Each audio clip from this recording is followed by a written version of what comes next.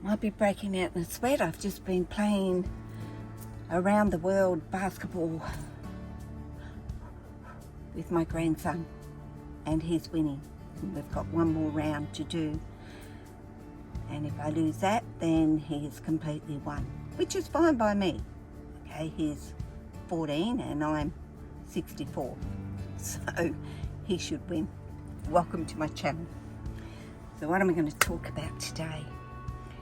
Figures, which I'm not overly great at, but kind of a necessary thing to understand when you are living in a van. So when I'm talking figures, I'm talking about amp hours, and I'm talking about baseline and what you would be using on the daily in your van. So fridge, for example, is number one, and mine is connected up to the batteries, so on 12 volt, and I don't have a power lead, so you know it runs whether I'm on power or not through the 12 volt. So I know fridges run at around the 4 to 5 amps per hour. So ultimately you times that by 12 hours, well 24 hours actually. So I have I've put it down so that you can see exactly what the numbers are. So running the fridge at 5 amps for 24 hours is 120 amps for that 24-hour period. Then I have my LED lights, which I don't have all the time, on all the time. Woo! It's warm. It's a warm day actually, overcast but warm. 1 amp per hour. So that's 24 amps. So you add that up. So on a baseline, I'm actually using 144 amps a day. So why is that important? Well, I have 2 AGM deep cycle batteries that run the inner part of this van. So I have 270 amps that I can get out of my batteries before they would be dead. And you can't run AGMs dead. Hence why I would say get lithium if you're going to get and be off grid and doing a lot of that. Invest in the lithium, which I will switch over. But at this point, I have my AGMs. So 270 amps. So I take off the 144 from 270, leaves me 126 amps left to use. So where that usage comes into, as you'll see, I'm filling up a kettle, and this is the kettle that I actually use on the daily, and you'll notice it's silicon kettle, and basically it is a 750 watt.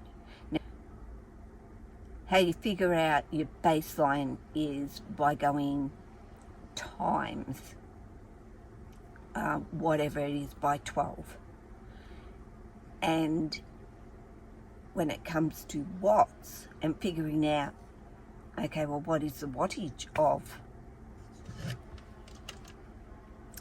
so kettle? And I do know that's a 750. So you don't times it, you divide it by 12. And I come up with the figure of 32, but I don't use it for a full hour. So you kind of calculate in your head, okay, I'm only going to use it ultimately over the day. It might be half an hour. So halving it's a lot easier for me than other things, so you know, 3/4 of an hour, 10 minutes or whatever. So halving it I'll just say 32 amps to actually use that over the day. Then of course I have my air fryer, which I use on the daily, and it can cook things relatively quickly, but I will say I use it on average half an hour, and it is a 1200 watts. So I am looking at figures, so excuse me for looking down to figure this out, but that equals 1200 divided by 12, right? Which gives me 100 amps per hour to run. I'm not even showing you the air fryer, but you know what an air fryer looks like, and you pull an air fryer, and depending on the size of it too. So that's something to check when you're buying one, because they, the bigger, of course, the more watts. But mine's a 1200, so it's using 100 amps per hour. But say I use it for half an hour, or an hour, but half an hour, it's 50 amps. Otherwise, if I use it for a full hour, it's 100 amps. I'm running out of amps, you could say. So when I've added up, I wouldn't use my microwave, and I don't use my air con and so forth when I'm not on power, but I'm left with roughly 44 amps over the night. And remembering, I have a Sirocco fan, which probably uses 4 amps an hour. I also have my exhaust up here, which is probably around the same. I have a TV, and you have to add it all up. I have 300 watts of solar panels. So 300 watts equals 25 amps that I'm pulling in, but I'm not really, because you have to remember that they may be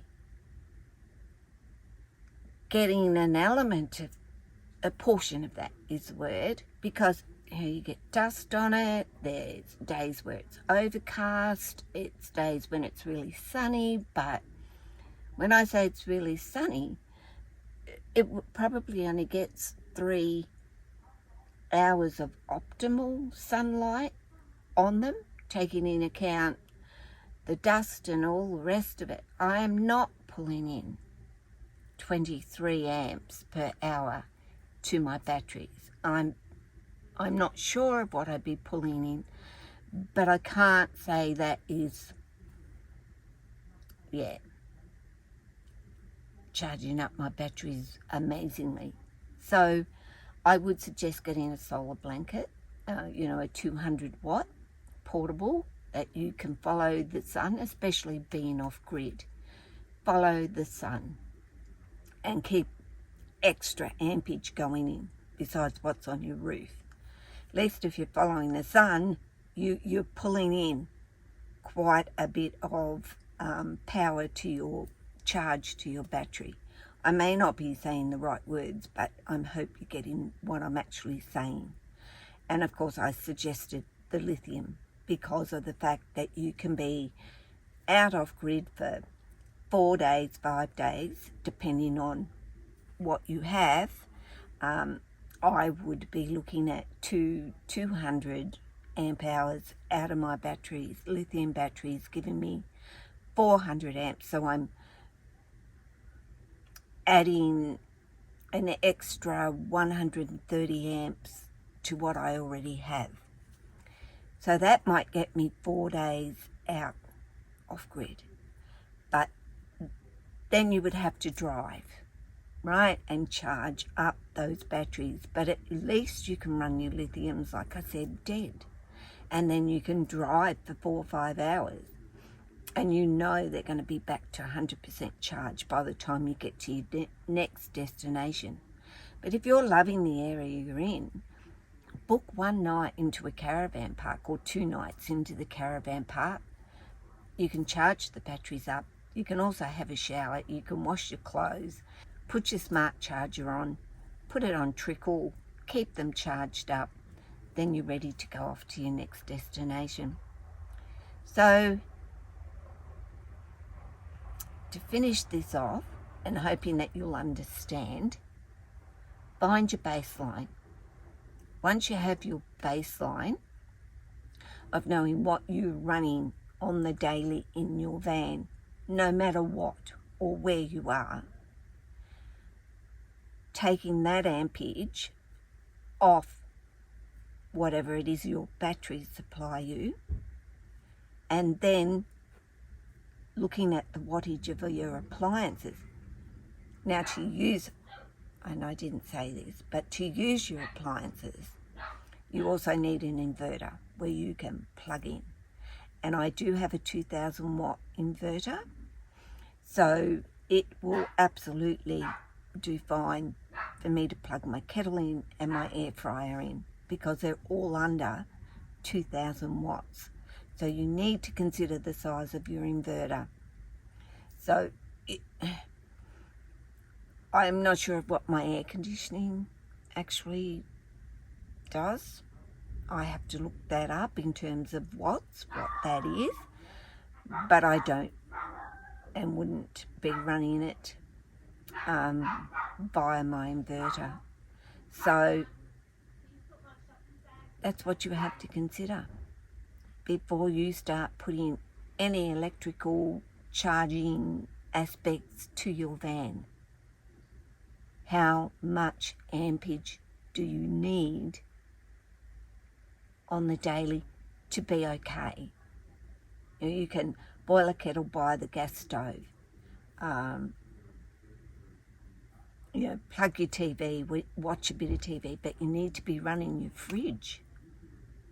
That will be running all the time when you're on the road. So just things to consider. So I hope I haven't confused you. I confused myself when I first tried to figure it out. But now my dog's barking, it's time for me to go. Toodaloo.